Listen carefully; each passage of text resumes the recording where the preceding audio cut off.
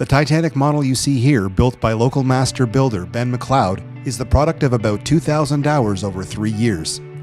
It is built entirely from Lego and contains approximately 125,000 pieces, but more impressive is its completely detailed interior.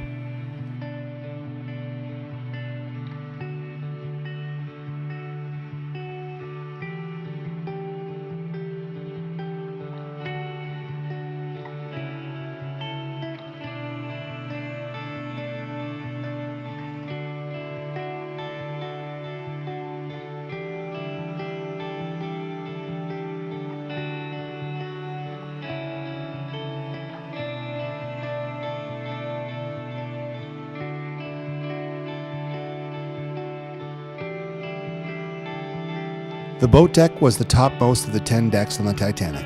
It was from here in the early hours of April 15, 1912, that Titanic's lifeboats were lowered into the cold North Atlantic. This deck contained the bridge and the captain's and officers' quarters.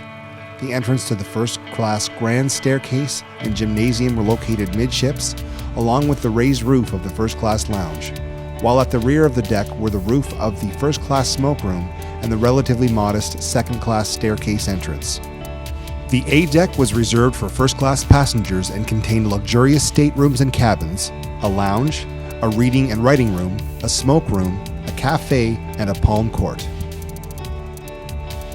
The B deck housed first and second-class cabins, and the a la carte restaurant and the Café Parisien provided luxury dining facilities to first-class passengers.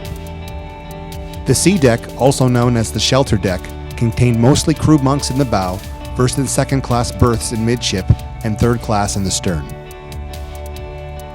The D deck contained the open space at the bow where steerage passengers could drink, play cards, drink beer, and dance. The rest of the deck contained the first and second class dining rooms and galleries, and also the first class reception. The 1997 film Titanic focused heavily on many of these areas.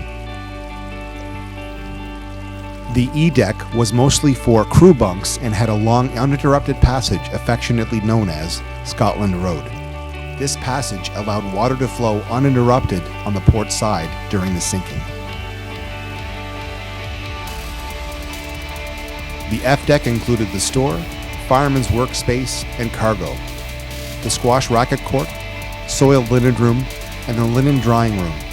It included the swimming bath as part of the Turkish bath complex, the third-class dining room and pantry, the bakery, bakers and butchers cabins, and the third-class gallery. G deck and Orlop decks contained the post office, food freezers and coolers, baggage rooms, cargo hold, crew quarters, and some third-class rooms. G deck began flooding within 15 minutes of the Titanic's collision with the iceberg. Most of it was off-limits to passengers, although there were a few cabins at the bow and stern. Here you can also see the boilers, uptakes, coal bunkers, the 2 large reciprocating steam engines, the center turbine engine, freshwater tanks, and generators.